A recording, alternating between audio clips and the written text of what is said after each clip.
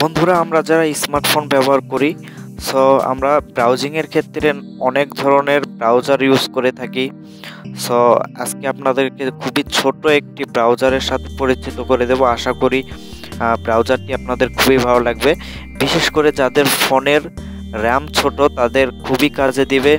So যাদের ফোনে RAM ছোট আছে তারা বড় বড় যেই ব্রাউজারগুলো আছে, যেমন গুগল ক্রোম, ইউসি ব্রাউজার, তারপরে ফায়ারফক্স, সো এই ধরনের যেগুলো ব্রাউজার আছে এগুলো অনেক এমবি খায়, আপনার র্যাম ফুল করে ফেলে। সেই জন্য আমরা বড় বড় ব্রাউজারগুলি ইউজ করতে পারি না। যাদের ফোনের র্যাম ছোট আছে বিশেষ করে তারা এই ব্রাউজারটি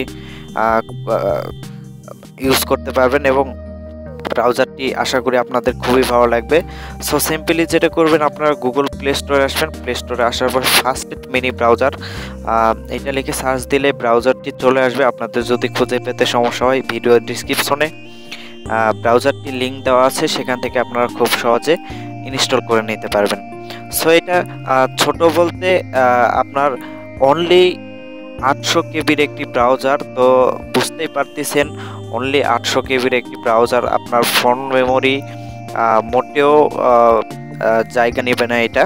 সো আপনার ফোন মেমোরি টোটালি খালি থেকে যাবে। সো আপনি যদি এই ব্রাউজারের জায়গায় আপনি যদি গুগল ক্রোম অথবা ইউসি ব্রাউজার যদি আপনি ইনস্টল করেন, দেখবেন আপনার র্যাম 80, 90 বা 150 এমবি খেয়ে নেবে। সো সেই ক্ষেত্রে আপনারা এই ব্রাউজারটি ইউজ করতে পারেন। খুবই ছোট একটি ব্রাউজার। সো আমরা ব্রাউজারটি ওপেন করে আপনাদেরকে দেখাচ্ছি। সো এখানে আপনি অনেক ধরনের ফিচার পাবেন। সো দেখুন, এখানে আপনার হোম পেজে এখানে অনেকগুলো ফিচার আছে। আপনার ইউটিউব আছে, Amazon, Twitter, eBay, gift, easy search, Yahoo. So যাই হোক, আপনারা এখান থেকে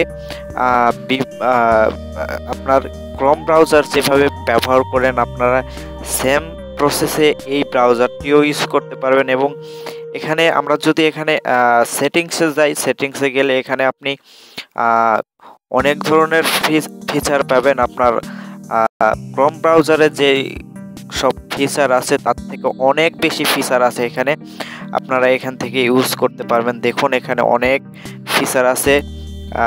সো একটা একটা করে আমার রিভিউ করে দেখানো সম্ভব না, আমি আপনাদেরকে জাস্ট সিম্পলি যেটা আপনাদের কাছে ভালো লাগবে সেটা আমি আপনাদেরকে দেখাচ্ছি। সো এখানে আরেকটি বিশেষ কাজ হচ্ছে, আমরা যারা ইউসি বা আপনার গুগল ক্রোম ব্রাউজার ইউজ করে থাকি, সো এইগুলোতে আমাদের কিন্তু নাইট মোড অপশনটি নেই।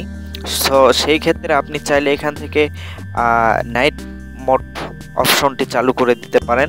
সো দেখুন, আমি নাইট মোড করে দিয়েছি। আমার এখানে অলরেডি কালারটা ব্ল্যাক কালার হয়ে গেছে।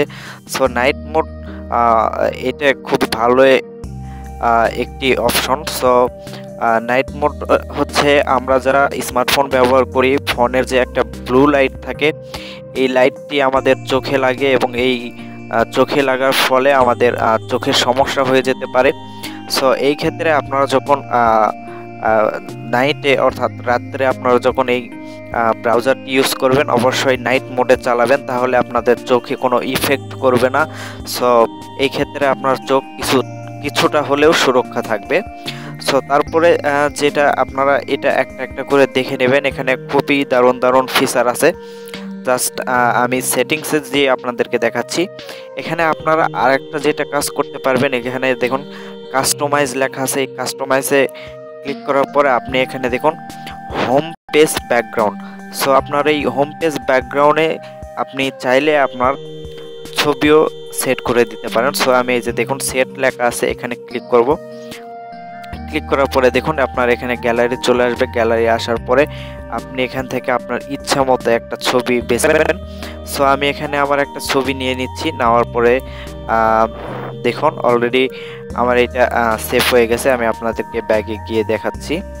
সো এখান থেকে টোটালি বের হয়ে আসি, জাস্ট ওয়েট।